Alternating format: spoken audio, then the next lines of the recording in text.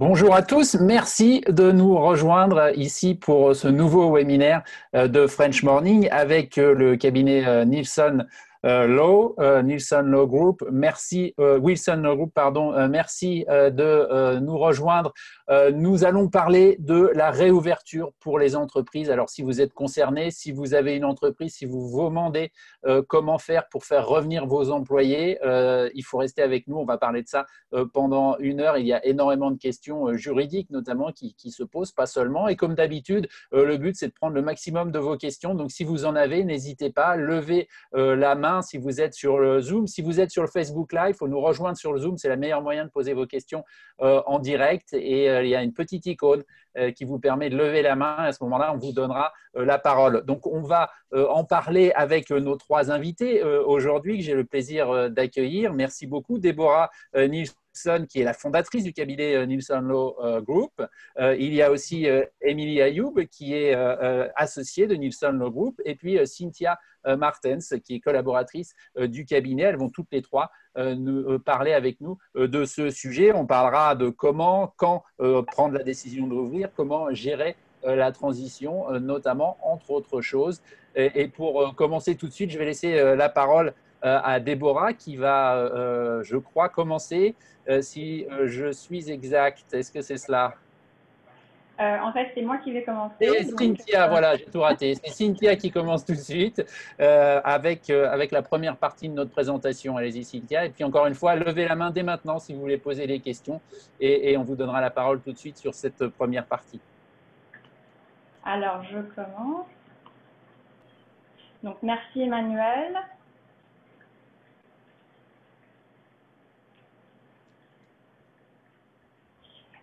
Bonjour à tous. Donc, aujourd'hui, je vais commencer par vous parler de la décision de rouvrir votre entreprise. Et ensuite, Déborah va vous parler de comment gérer cette transition. Et pour finir, Émilie vous parlera de vos politiques internes de sécurité. Donc, voilà. Et donc, avant de commencer, j'attire juste votre attention sur quelques instants sur cette décharge de responsabilité. Donc, en gros, c'est juste un rappel que les contenus de notre présentation sont fournis à titre d'information. Et si vous avez besoin de conseils pour toute question juridique particulière, contactez plutôt votre avocat ou contactez-nous. On vous donnera par la suite nos coordonnées. Alors, la décision de rouvrir. Une seconde, je crois, Cynthia, nous ne voyons pas le PowerPoint. Présentation, ouais. Alors, attendez un instant. Il faut partager le… Voilà. Voilà. Ah, c'est bon? Oui, bon. Parfait. Donc, merci. Excusez-moi. Alors, donc pour commencer, avant même de rouvrir, posez-vous cette question. En quoi est-ce nécessaire? C'est-à-dire, ne tenez pas pour acquis que ce soit la meilleure solution pour vous. Si vous avez pu constater ces derniers mois que vos employés sont capables de travailler à distance, autant continuer pour éviter de cette manière les risques associés à une réouverture précipitée. Et à ce moment-là, concentrez-vous plutôt sur une mise à jour de votre politique de télétravail. Donc voici quelques points qu'il est utile de prendre en compte lorsque vous réfléchissez à la manière d'organiser votre télétravail. Et donc premièrement, le télétravail est-il possible pour tous vos employés? Il faut bien réfléchir au rôle de chacun. Et deuxième point, très important aussi, placez-vous du point de vue de vos employés pour réaliser que leurs responsabilités existent à la fois dans et en dehors du cadre professionnel. Donc, à ce titre, qu'est-ce que vous allez attendre de leur part? Qu'est-ce que vous attendez d'eux en termes de disponibilité? Il faut établir avec chacun une bonne routine en reconnaissant notamment que certains auront encore des enfants ou des proches à la maison avec eux et donc une certaine flexibilité sera requise. Parmi les éléments qui constitueront cette routine, il y a bien sûr la gestion du temps, donc horaire, pause, repas, etc. Mais aussi la communication. Donc, garder un contact régulier avec vos employés, planifier des réunions à jour et horaires fixes, que ce soit sur Zoom, sur Skype ou autre, et utilisez également des services de chat comme Teams ou Slack. Un autre changement de taille lorsqu'on passe au télétravail concerne la productivité. Donc, le rythme de travail a changé et forcément, les performances changent aussi. Donc, quelles seront vos normes dans ce nouveau cadre, c'est-à-dire quels seront les objectifs de chaque employé. Posez un cadre minimum afin que vous soyez capable de mesurer les résultats de chacun sans toutefois tomber dans la microgestion. Et ensuite, pour optimiser l'autonomisation de chaque employé et surtout pour éviter au maximum de perdre du temps sur des soucis purement techniques, réfléchissez bien aux questions logistiques. Donc, comment est-ce que vous allez garantir l'accès aux outils de travail à distance? Et dans le même ordre d'idées, comment est-ce que vous allez garantir la confidentialité et la sécurité des données? Donc, c'est un point fondamental ces temps-ci pour éviter les cyberattaques. Il faut choisir des solutions qui permettront à vos employés de faire transiter l'information en sécurité. Un dernier point à propos du télétravail. Donc, pour bien cadrer les arrangements du télétravail avec vos employés et surtout pour éviter les malentendus, il faut être transparent. C'est-à-dire que vous pouvez par exemple décider de limiter votre politique de télétravail à l'épidémie, mais soyez clair dès le départ avec vos employés.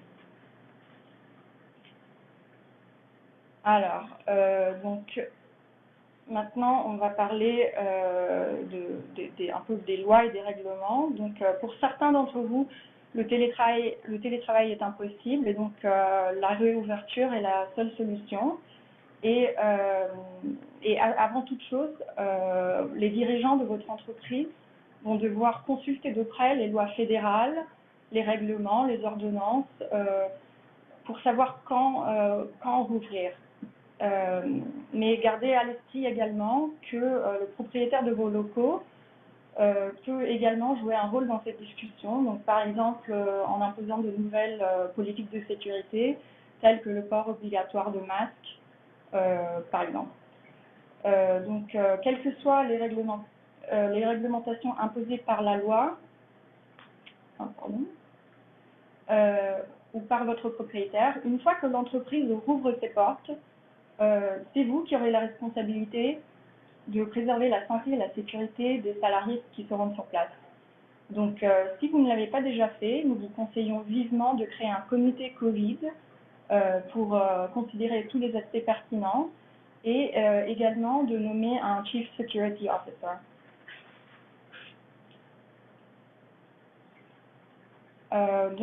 Maintenant, vous avez décidé de rouvrir votre entreprise. Avec quels employés vous allez rouvrir? Si vous avez licencié ou mis en furlough des employés, vous pouvez très bien les rappeler, c'est même encouragé, mais réfléchissez bien quand même à vos besoins et identifiez les rôles essentiels. Donc, en sachant que toute décision de réembauche doit être prise en l'absence de discrimination. Donc, soyez très prudents à cet égard. L'âge, l'état de santé ou l'invalidité d'un employé ne doit pas vous influencer, pas plus que les contraintes de garde d'enfants que peuvent rencontrer certains employés. Au contraire, vous devez être capable de justifier et surtout de documenter vos décisions.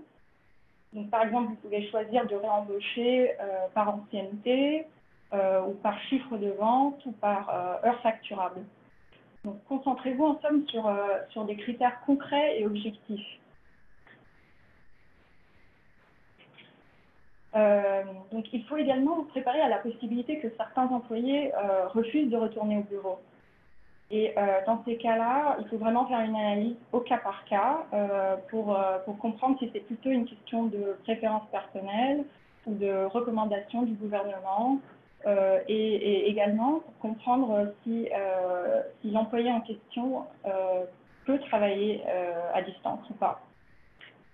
Et enfin, faites très attention aussi au droit de l'ADA, c'est l'Americans with Disabilities Act, et au droit de congé entré en vigueur ces derniers mois. Donc, Déborah vous donnera plus de détails à ce sujet. Alors, vous aurez peut-être besoin aussi d'effectuer des recrutements. Donc, à cet effet, donc, prévoyez une politique d'embauche provisoire si nécessaire. Il faut savoir aussi que l'ensemble des principes antidiscriminatoires que nous avons déjà évoqués valent également pour ces nouvelles embauches. Et ça, c'est vraiment très important. Ensuite, vous êtes autorisé maintenant à dépister les candidats pour les symptômes de Covid après avoir fait une offre d'emploi conditionnelle, mais vraiment tant que vous le faites pour tous les employés entrant dans le même type d'emploi. Donc, si vous le faites pour une personne, vous le faites pour tout le monde. Si un candidat a des symptômes de Covid, vous pouvez retirer son offre d'emploi, mais seulement si vous avez vraiment besoin d'un employé dans l'immédiat. Donc, ça ne sera pas le cas forcément, mais il faut faire très attention. Et vous pouvez bien sûr toujours discuter avec les candidats et éventuellement reporter leur date de début de travail. Alors, avec quels employés rouvrir votre entreprise? Donc, combien de salariés réembaucher? Nous avons déjà évoqué le risque d'absentéisme. Donc, de manière générale, il faut savoir qu'un employé ne peut refuser de retourner au travail que lorsqu'il encourt un danger ou lorsqu'il estime de bonne foi qu'un danger existe. Donc, pour vous faire un exemple, l'employé a peur de contracter le Covid parce qu'il travaille dans un environnement à forte densité et que ses collègues ne portent pas de masque. Donc là, c'est pas une peur généralisée, c'est une peur qui est concrètement liée à son travail. Donc, quand vous prenez vos décisions d'embauche et de réembauche, gardez aussi à l'esprit qu'il va falloir réduire le nombre de personnes dans les espaces fermés. Donc voilà, je laisse maintenant la parole à Emmanuel. Je sais. Merci Cynthia, merci beaucoup. Nous avons des questions déjà. Je vais commencer tout de suite par donner la parole, je crois, à Anne-Sophie. Anne-Sophie qui a une question en rapport avec ce que Cynthia vient d'expliquer et à laquelle soit Cynthia, soit Déborah, soit Émilie pourra répondre. Anne-Sophie, on vous écoute. Oui, bonjour. Bonjour. Merci encore de tous ces webinaires qui sont vraiment très bien toutes les semaines. La question est peut-être un peu compliquée sans voir les contrats, mais nous avons plusieurs employés. Nous sommes une start-up dans un incubateur, donc nous sommes locataires. L'incubateur n'a jamais fermé et nous préférerions ne pas y retourner. Nous sommes arrangés pour faire du télétravail sans problème avec tous les employés et nous souhaiterions maintenir le télétravail. Est-ce qu'on peut invoquer, l'incubateur nous a donné que de très vagues au niveau de très vagues instructions, au niveau du nettoyage, etc. Mais il n'y a vraiment rien ils n'ont vraiment rien fait. Est-ce qu'on peut invoquer le risque et le manque d'instruction et le manque de précaution et notre volonté de préserver la santé de nos employés pour casser le bail? Qui veut répondre à cela? Go ahead, Emily.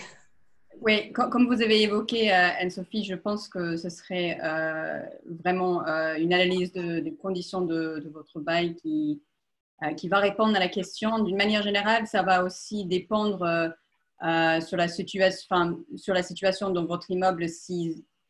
Mais à mon avis, s'il n'y a vraiment aucun nettoyage, bon, ça c'est une chose, mais juste des vagues instructions, pour moi, cela ne me semble pas encore une risque assez pour vous de dire que vous ne pouvez pas venir sur l'espace de travail. Je ne sais pas si Déborah a autre chose à rajouter. Oui, je crois que ici, on parle vraiment des obligations des employeurs et ce n'est pas très évident quelles sont les obligations des propriétaires dans l'immeuble.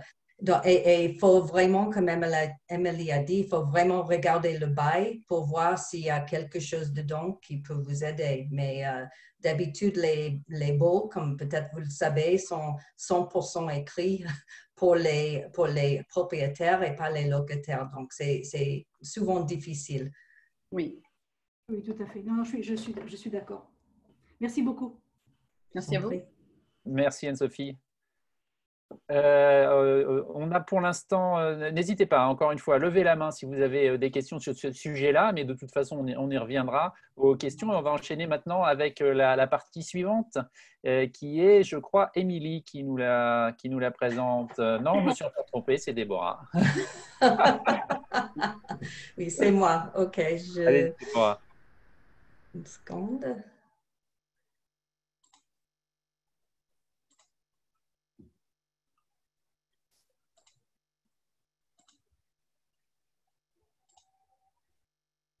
D'accord. Donc, je voudrais renommer cette partie « Comment rouvrir et éviter un procès » parce que ça, c'est exactement ce que je vais parler maintenant. Il y a toujours des risques, malheureusement, pour les employeurs, mais il y a plus de risques en ce moment. Qu'est-ce que vous pouvez faire vis-à-vis vos salariés? Bien sûr, le télétravail, c'est la meilleure solution si ça c'est possible pour vous. C'est le plus sûr pour les salariés. Mais comme nous savons, ça peut être un peu difficile à gérer. Retour volontaire, ça c'est aussi très bien. Encore s'il est possible, Cynthia a parlé un peu de ça, mais il faut faire attention aux ordonnances mises en place, par exemple pour nous au New York, par nos gouverneurs, Cuomo. Il est bien possible qu'il y a des maximums comme 25 ou 60% des salariés qui peuvent travailler en même temps. Donc, il faut faire attention. Une autre possibilité, une rotation des personnes. Par exemple, les salariés, vous pouvez avoir 2 équipes qui viennent chaque 2 semaines et comme ça, c'est au moins vous êtes à 50% pour minimiser les risques.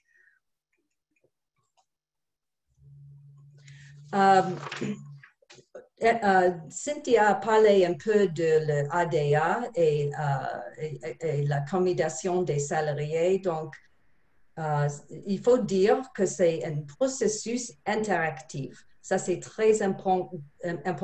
N'oubliez pas le mot interactif.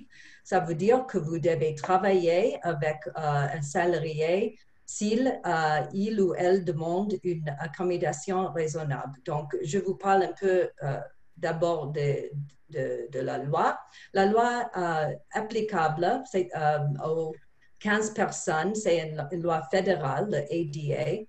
Donc, ça veut dire si vous avez 15 salariés ou plus, vous êtes sous le ADA et vous devez suivre, bien sûr, le ADA. Certains États ont aussi des lois similaires, comme New York a le New York State Human Rights Law.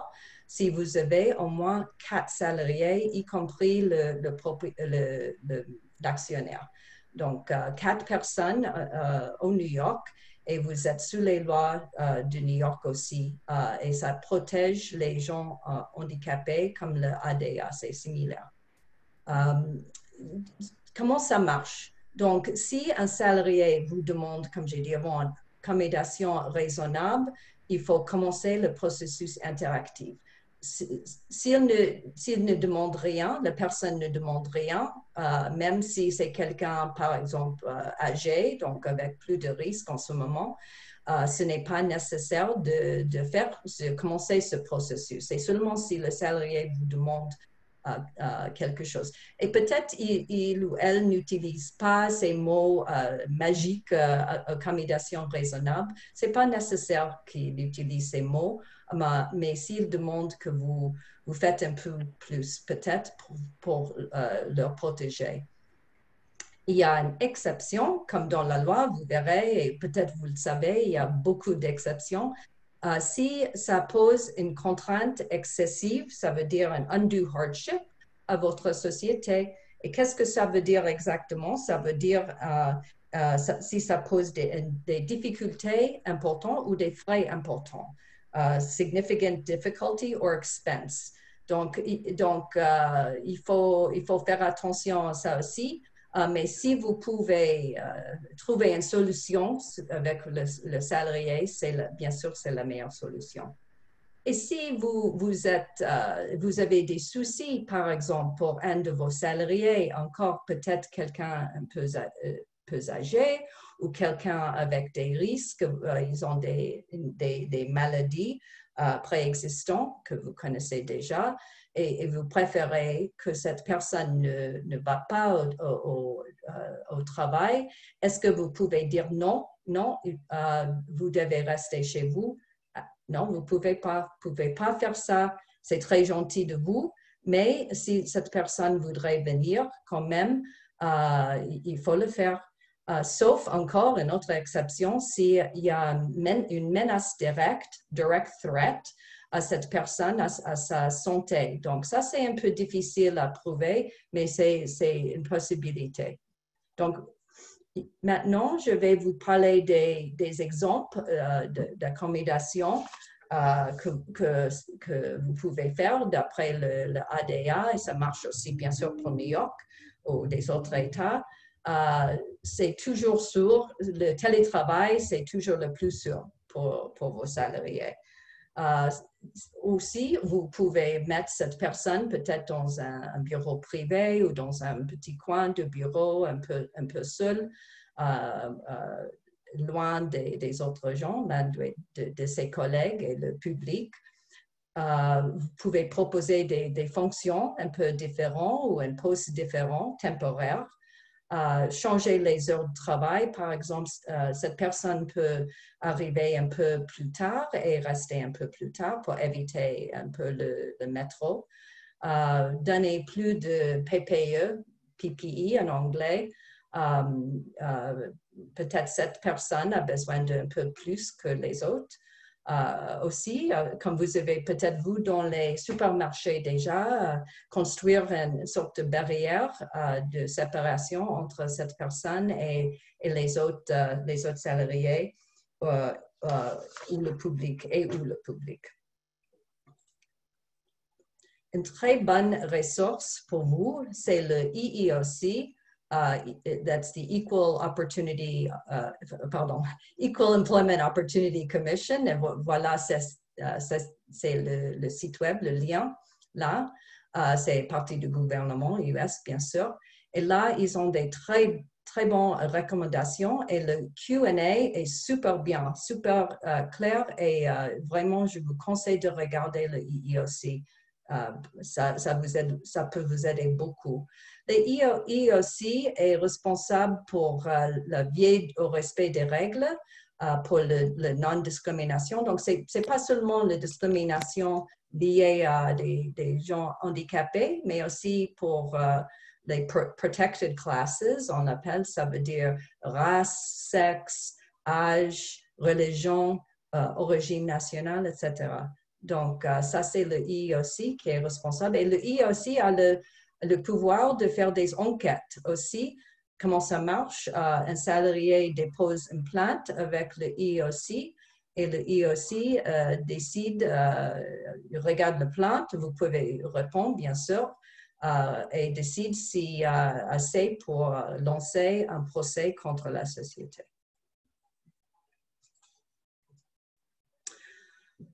Il n'y a pas seulement les employés où il y a des risques des procès, il y a des parties, les parties tierces, les tiers comme vos fournisseurs, distributeurs, etc. Peut-être ils viennent chez vous souvent. Qu'est-ce que vous pouvez faire? Parce qu'ils posent bien sûr un risque de contamination. Donc, vous pouvez parler avec eux pour voir qu'est-ce qu'ils ont fait eux-mêmes dans leurs locaux, leurs bureaux, avec leurs salariés. Vous pouvez décorriger les visites physiques, bien sûr, pendant cette période. Aussi, vous pouvez demander qu'ils signent un waiver, décharge de responsabilité, mais ça ne marche pas toujours. Donc, si vous n'avez rien fait dans vos bureaux et vous avez demandé signature d'un waiver, il est possible que ça ne marche pas du tout, vous n'avez rien fait et vous êtes quand même responsable. Donc, ça peut marcher, mais ça dépend des faits.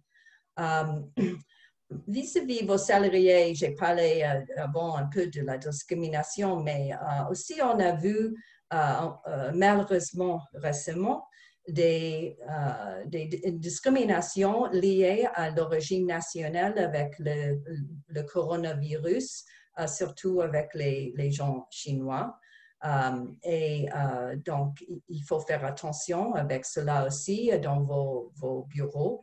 Parler avec vos managers, vos départements RH et rappeler les règles à tout le monde, les salariés, vos managers, pour être sûr que ça n'arrive pas. C'est très grave, bien sûr.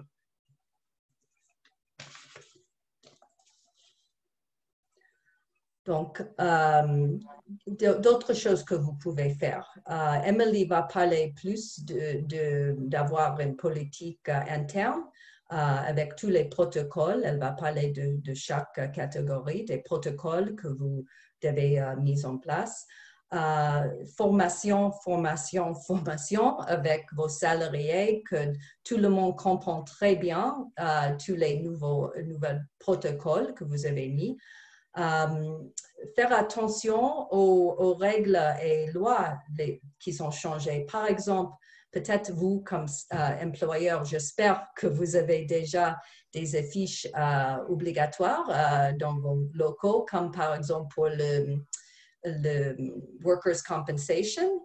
Maintenant, il y a des nouvelles affiches qui sont obligatoires pour le FFCRA, Family First Corona Response Act, parce qu'il y a des congés maintenant, congés de maladie qui sont liés au coronavirus et c'est obligatoire. Donc, il y a des affiches que vous devez mettre pour ça.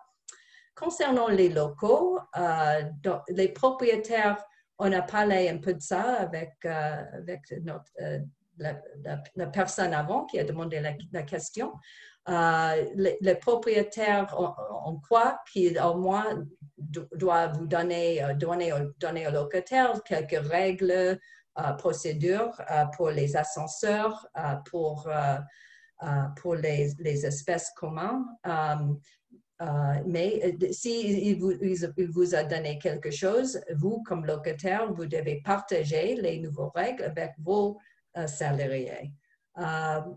Enfin, vous pouvez toujours regarder votre police d'assurance pour voir qu'est-ce que vous avez, mais ce n'est pas toujours évident en ce moment. Je n'ai pas vu des clients qui ont pu réussir avec leurs assurances. Et je crois que c'est tout.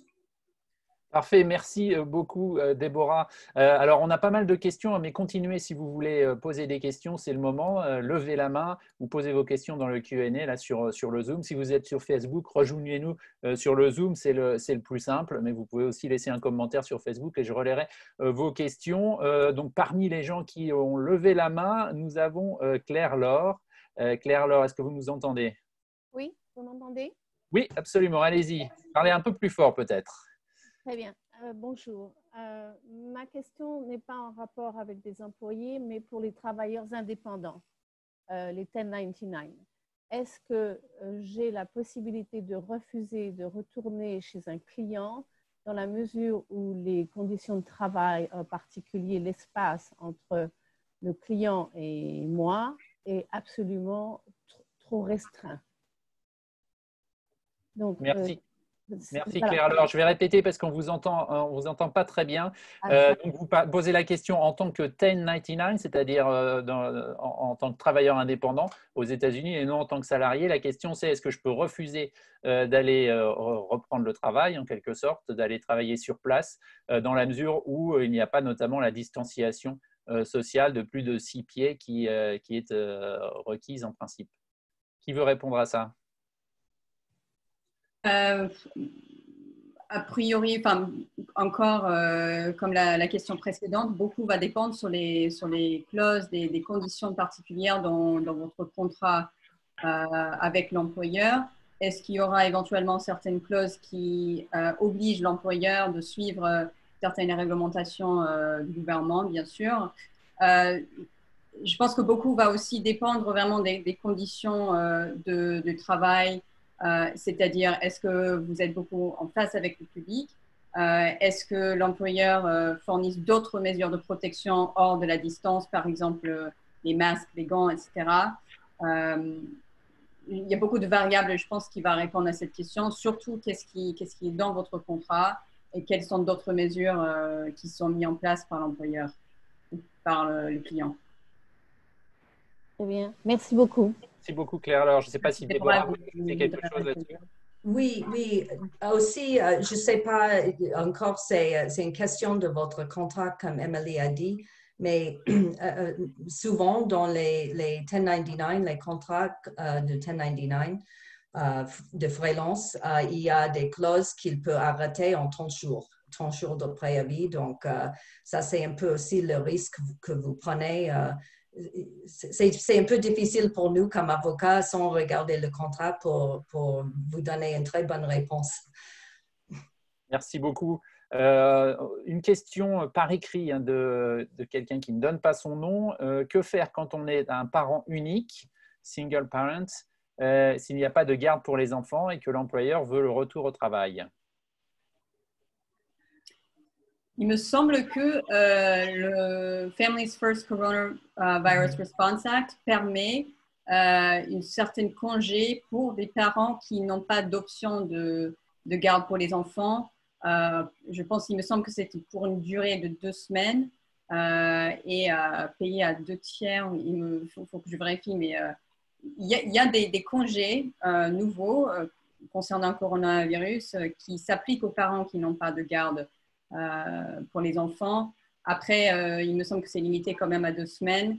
Et donc, je ne sais pas si ça a été déjà un congé que vous avez déjà utilisé ou pas. Mais ce serait la première option, je pense. Ensuite, on recommande toujours d'essayer de faire une négociation avec l'employeur, de pouvoir continuer à faire le télétravail, surtout dans ces conditions où on n'a pas d'autres options.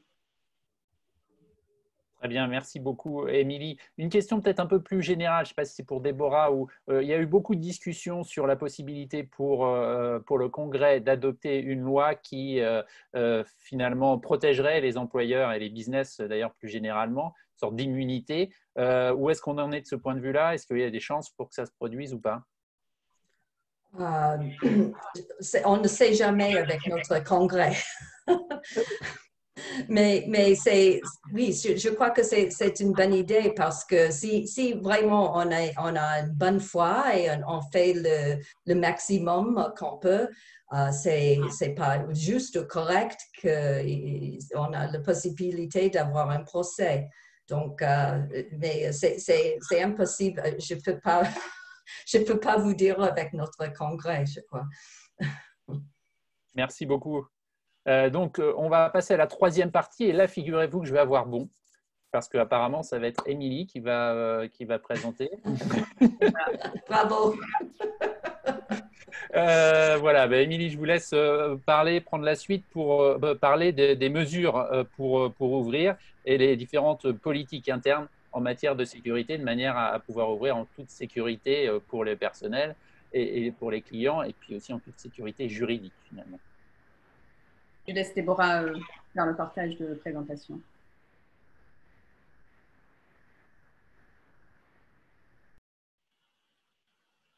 Donc, bonjour encore à tout le monde et merci d'avoir joint à nous. Maintenant que mes collègues Cynthia et Déborah ont déjà abordé les sujets de la décision de rouvrir et quels sont les enjeux et risques juridiques sur la rouverture, maintenant je vais vous parler de 4 protocoles à adopter pour votre entreprise pour éviter certains risques chez les employés et au sein de l'entreprise d'une manière générale suite à la rouverture. Et ce qui est important de noter, c'est que ces protocoles doivent être réfléchis, rédigés et adoptés par votre comité de sécurité qu'elle a évoqué, ma collègue Cynthia, ou votre CSO, Chief Safety Officer, chef de sécurité, avant leur ouverture, pour que ces protocoles soient en place et reconnus par les employés avant que vous vous retrouviez au travail, parce qu'on ne veut pas avoir de problème une semaine après la reprise, alors que personne n'est au courant des politiques qu'ils ont changées. Mais tout d'abord, je vais juste attirer votre attention sur 2 organes gouvernementaux très importants à suivre dans les semaines et dans les mois à venir. Ce sont des organes qui émettent des recommandations et éventuellement des réglementations nécessaires pour les entreprises et pour le public en général concernant des questions de sécurité et d'hygiène. Donc, le premier, c'est ce qu'on appelle le CDC. Bien sûr, vous êtes au courant, le Center for Disease Control and Prevention. C'est l'organe qui émet des informations d'ordre médical, par exemple des précisions sur les listes de symptômes officiels de COVID-19 et d'autres informations médicales. Et qui fait aussi des recommandations en matière d'hygiène qui s'appliquent à tout le public, pas forcément que des employeurs ou des employés, mais tout le public. Et les recommandations du CDC vont faire la base des recommandations et des règles qui vont adopter les employeurs chez l'entreprise. Le deuxième organe très important s'appelle OSHA, the Occupational Safety and Health Administration. À mon avis, si un employeur n'était pas dans, par exemple, la restauration ou l'hôtellerie avant, ils n'ont peut-être pas connu cet organisme, mais ça va être très important dans les mois et les semaines à venir, surtout parce que c'est l'organe qui crée des règles, des standards concernant la sécurité et la santé dans les lieux de travail. Et donc, il faudrait suivre de très précis les règles de OSHA qui vient surtout concernant la sécurité suite aux problèmes de Covid. Par exemple, quelles vont être vraiment la meilleure manière de protéger les employés sur le lieu de travail. Et la différence entre le CDC et le OSHA, c'est que l'OSHA a le pouvoir d'enquête, c'est-à-dire ils ont le pouvoir de faire une sorte d'audit de vos lieux de travail pour être sûr que vous êtes en conforme avec leur réglementation. Ils ont aussi le pouvoir de sanction, c'est-à-dire émettre des pénalités monétaires chez l'employeur si l'employeur n'est pas en règle avec les recommandations ou les réglementations. Et nous, en tant que cabinet, on prévoit qu'il y aura une hausse d'enquête de OSHA dans les mois à venir, qu'on n'aurait pas forcément vu chez certains employeurs. Il y en a toujours des enquêtes de OSHA dans les restaurants, mais on va éventuellement en voir plus chez d'autres types, par exemple dans les bureaux qui n'ont pas forcément qui touchent pas forcément le public. Donc, la première protocole que vous devez réfléchir et adopter avant la ouverture du bureau, ce serait le protocole de sécurité. Ce serait un protocole assez large qui va surtout parler de la manière générale que l'entreprise va gérer la sécurité. Ce serait réfléchi bien sûr par la comité de sécurité ou le Chief Safety Officer. Il faut surtout réfléchir à votre activité particulière de l'entreprise, votre espace de travail, les locaux, pour bien adapter votre protocole de sécurité en fonction de votre activité et votre lieu de travail. Et je ne peux pas le dire assez souvent, mais il faut adopter ces protocoles avant de reprendre le travail, aussi les faire reconnaître par les employés et garder une copie de la reconnaissance à l'écrit pour avoir la preuve que tout le monde a été mis au courant de ces protocoles. Donc, la protocole de sécurité, on va bien sûr nommer un responsable COVID-19 à qui on peut consulter si on a des questions concernant les protocoles de sécurité. Je pense qu'une grande partie de la protocole de sécurité va s'adresser à la porte de l'équipement de protection individuelle, ou ce qu'on appelle PPE aux États-Unis. Le PPE, officiellement, c'est pour la protection du porteur. Donc, c'est une obligation de OSHA que dans certaines industries, l'employeur fournisse ou l'employé met certaines protections sur le lieu de travail. Il ne faut pas le confondre avec certaines ordonnances qui ont été sorties suite au Covid. Par exemple, l'obligation dans l'État de New York que les employés face au public mettre les couvertures sur le visage. Ce n'est pas forcément une protection, juste une couverture en toile, une protection pour le porteur. mais plutôt pour éviter la répartition de la maladie chez la personne. Donc, juste faire un petit peu attention à la différence entre le masque et le PPE d'une manière générale. Donc, bien sûr, le type de PPE obligé sur le lieu de travail va varier en fonction de l'activité. Si des gants sont nécessaires, des lunettes, etc., ça va dépendre sur l'activité de l'employeur. Il y a aussi certaines juridictions où le PPE est aux frais de l'employeur. Par exemple, le masque est actuellement aux frais de New York si les employés sont face au public. Et dans d'autres juridictions aussi. Donc, consultez votre règle d'État avant de prendre une décision si c'est l'obligation de l'employé de fournir son propre protection ou pas. Déborah a déjà évoqué la nécessité de fournir des formations aux employés, mais surtout pour l'usage de PPE, comment mettre les gants et les masques, comment les enlever, quelles sont les meilleures mesures pour s'en débarrasser ou aussi si c'est possible de les laver, comment les laver pour être tout en sécurité. Une autre partie de votre protocole de sécurité sera le réaménagement de vos locaux. Bien sûr, peut-être éventuellement mettre en place des couloirs à sens unique, mettre en place des systèmes de ventilation, peut-être des installations des barrières, surtout pour certaines personnes qui sont face au public, par exemple à la réception. Avoir éventuellement moins de chaises dans certaines salles de réunion. Donc, il faut vraiment regarder ce que vous avez déjà en place et quelles sont les modifications que vous devez adopter selon votre protocole de sécurité. D'autres mesures à adopter, des nouvelles règles de comportement chez les employés, décourager les rendez-vous en personne si ce n'est pas absolument nécessaire, aussi des voyages professionnels. Introduire un nombre maximum de personnes qui peuvent être dans les réunions et dans les espaces communs. Bien sûr, des règles d'usage et de nettoyage d'équipements communs, de frigos, les imprimants.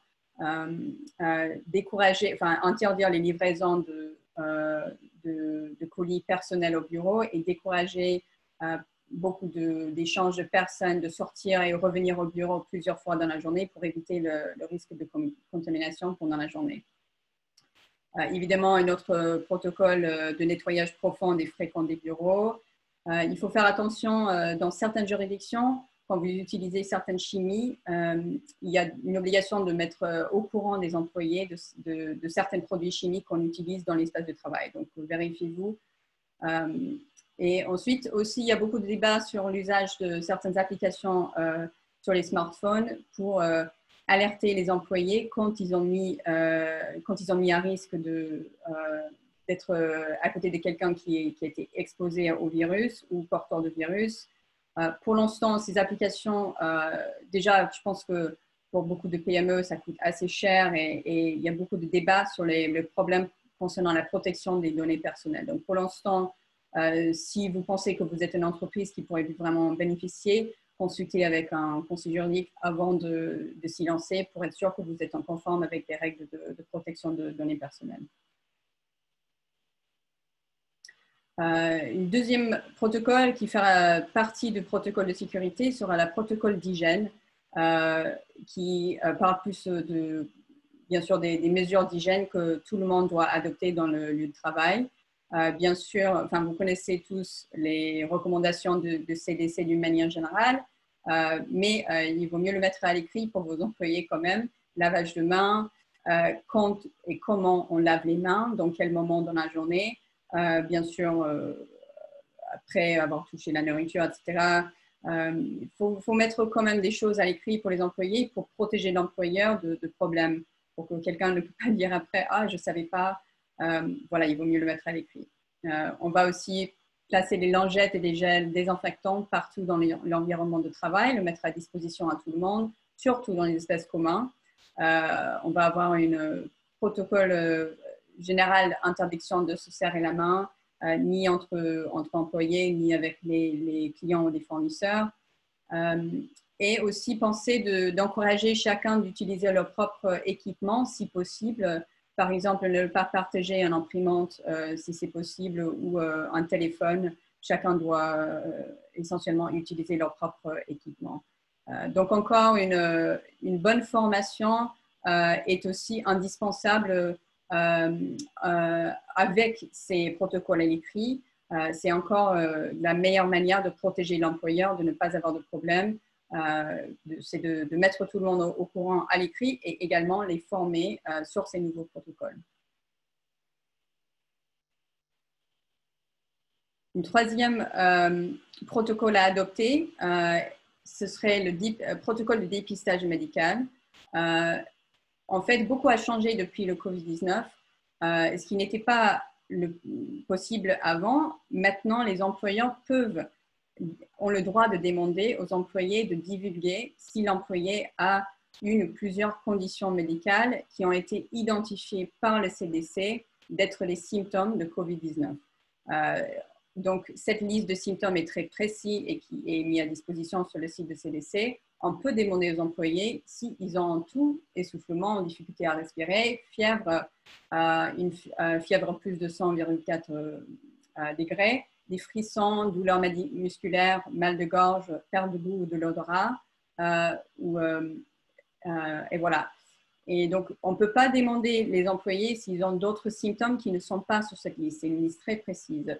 L'employeur peut aussi demander aux employés de prendre leur propre température avant de quitter le domicile. Et on a aussi entendu dans certains cas, chez certains employeurs, dans certains domaines d'activité, de faire un dépistage médical sur site, par exemple de prendre la température des employés en arrivant sur le lieu de travail. La possibilité de tester les employés sur le lieu de travail est vraiment c'est un sujet assez compliqué, avec beaucoup de conditions nécessaires. Par exemple, très fortement recommandé que ça soit fait, bien sûr, par quelqu'un dans la profession médicale, qui est bien formé, bien équipé. Si ce n'est pas possible, que ça soit fait par un manager, mais qui est aussi encore mieux formé et qui a tout l'équipement nécessaire pour le faire. Mais de toute manière, avant de faire le dépistage sur site, on recommande que l'employeur consulte avec un conseil juridique pour être sûr qu'ils sont conformes avec toutes les obligations. Bien sûr qu'un contrôle de température ou autre dépistage ne va pas protéger l'employeur d'avoir des cas de Covid sur le lieu de travail. Il y en a d'autres employeurs qui aussi se posent la question s'ils peuvent demander que les employés fassent un test de Covid-19 avant de retourner sur le lieu de travail. Pour l'instant, comme rien n'est sûr sur la recherche sur les anticorps et sur la fiabilité de ce test, il n'est pas forcément recommandé de demander uniquement aux gens qui ont exhibité les anticorps de retourner sur le lieu de travail. On a aussi beaucoup de questions sur si un employeur peut demander une note d'aptitude de service avant de permettre les gens qui ont eu le COVID-19 de retourner au travail. Encore, ce n'est pas forcément recommandé par OSHA parce que c'est une politique qui est difficile à mettre en œuvre.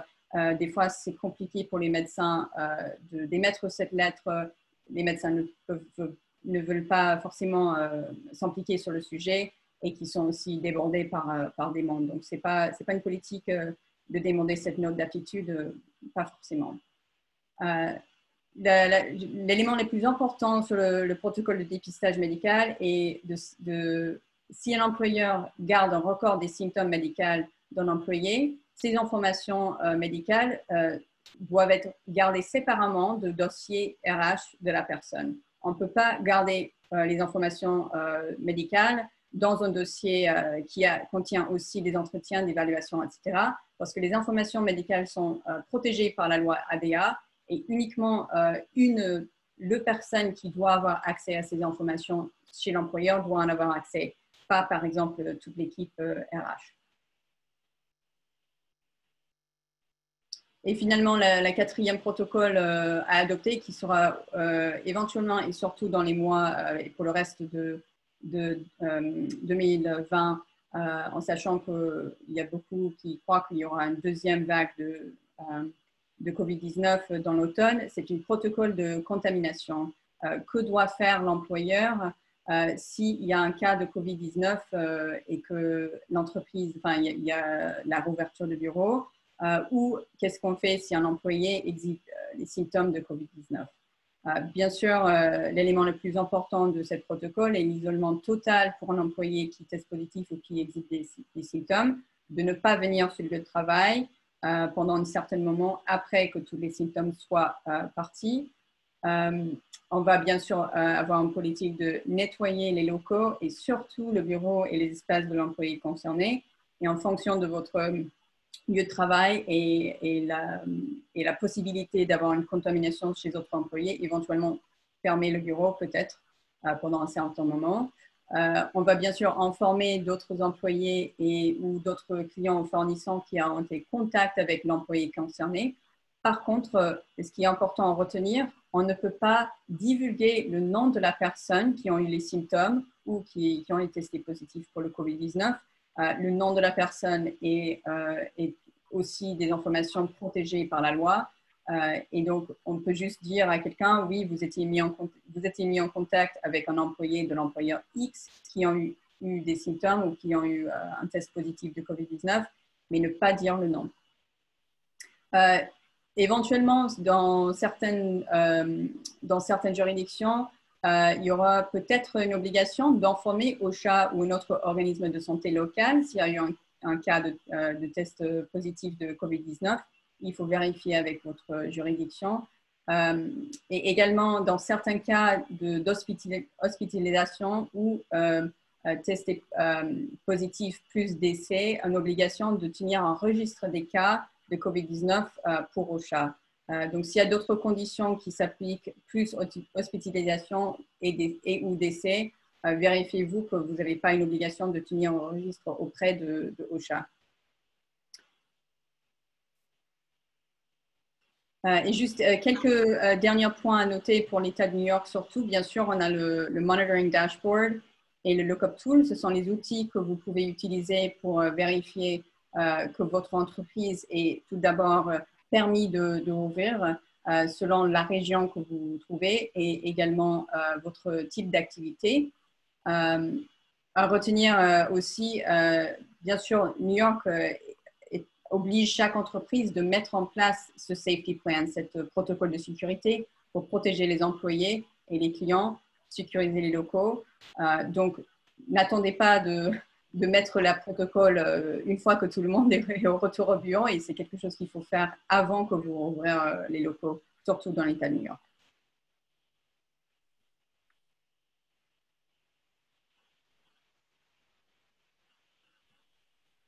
Merci beaucoup, Émilie. N'hésitez pas à continuer à poser les questions. Il ne nous reste pas beaucoup, 6-7 minutes, 7-8 minutes, mais on va continuer de prendre des questions. Levez la main sur le Zoom ou posez vos questions dans le Q&A et on y répondra. En attendant, il y a une question par email de Roland qui demande: est-il légal d'obliger au port du masque dans les bureaux quand il n'y a pas de contact avec le public? Qui veut répondre à ça? Est-ce qu'il est légal d'obliger? Est-ce qu'il est légal d'obliger au port du masque, d'obliger les employés à porter un masque s'ils ne sont pas des employés qui sont au contact du public, qui sont simplement dans des bureaux? Je pense qu'il est légal de demander le port de masque, mais si un employé refuse de porter le masque, ensuite, il faudrait éventuellement faire la discussion qu'elle a évoquée, Déborah. Pourquoi l'employé refuse de porter le masque? Est-ce qu'il y a une vraie raison de refuser ou pas? Et commencer ces enquêtes, enfin, cette conversation entre l'employeur et l'employé. Quelle est la raison pour laquelle l'employé ne souhaite pas porter le masque? Très bien. Est-ce que Déborah veut ajouter quelque chose sur ce sujet? Non, non, je crois que Emily a très bien répondu. Je crois que c'est ça, c'est conseillé que les gens portent les masques, mais de temps en temps, il y a quelqu'un qui ne peut pas pour les raisons médicaux et il y a des protections pour les gens là dans la loi. Alors, allez-y, Émilie. Oui, j'allais dire, il faut que ce soit une raison, une vraie raison de ne pas porter le masque et juste parce que je ne l'aime pas, ça me gêne. Et donc, et si l'employeur, bien sûr, a le droit de mettre en place des mesures de sécurité, surtout en ce moment, c'est raisonnable pour un employeur, même si les employés ne sont pas face au public, de demander, de mettre en place ces mesures de sécurité pour tout le monde, pas forcément pour le public, mais pour tout le monde, pour les autres employés aussi. Après peut-être la réponse sera différente si c'était juste deux personnes dans un bureau qui sont à une distance de 20 mètres de chacun, mais je ne pense pas que ce serait le cas. Très bien. Alors, je crois qu'on a une question de Saad qui est en ligne. Est-ce que Saad nous entend?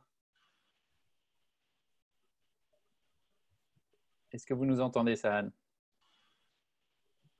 Il ne nous entend pas. Je vais donc lire sa question. Il dit oui par écrit, mais je crois qu'il ne nous entend pas. On va essayer une nouvelle fois. Est-ce que vous nous entendez, Saad? Est-ce que vous pouvez enlever votre micro, mettre votre micro, pardon. Non, donc il demande, est-ce qu'il est légal pour un employeur d'exiger l'installation de monitoring software pour les travailleurs à distance? Là, donc, on ne parle pas de gens qui reviendraient travailler au bureau, mais de gens qui continueraient à travailler à la maison. Est-ce qu'un employeur peut demander qu'il y ait sur les ordinateurs des systèmes de flicage, on dirait, ou des systèmes de surveillance du travail qui ne seraient pas prévus, dit-il, dans le contrat initial? Malheureusement, je pense que oui. Je le trouve bizarre moi-même et pas conseillé, mais je crois que oui, c'est possible et j'ai entendu déjà que les employeurs on a mis cette sorte de logiciel sur les ordinateurs. Oui. Les employeurs, oui, ils peuvent changer leur politique de tout ce qui est Internet, software, l'usage d'équipements, etc., sans un vrai besoin de l'avoir dans un contrat d'emploi. Après, je pense que ça va dépendre sur quel type de software, de logiciel, quel est le type de monitoring qu'ils font. Si c'était quelque chose qui aurait été permis dans l'espace de travail, sur l'ordinateur de travail, oui, je pense que l'employeur est tout à fait en droit de le faire. J'ajoute juste une chose, je pense que ça pourrait peut-être dépendre aussi si l'ordinateur est de l'employeur ou de l'employé. Donc en fait, il y a plusieurs facteurs et il faut voir au cas par cas, je pense. Bien. Merci beaucoup. On a Beryl, je crois, qui est en ligne. Est-ce que vous nous entendez? Il faut mettre votre micro. Voilà. Oui, vous m'entendez? Oui, allez-y. Parfait. Non, ma question, c'était de savoir que faire si notre employeur, force en fait les employés à revenir travailler à New York, en sachant que jusqu'à maintenant, le home office fonctionnait très très bien. Et c'est plus une politique en fait française de travailler dans les bureaux plutôt que de home office.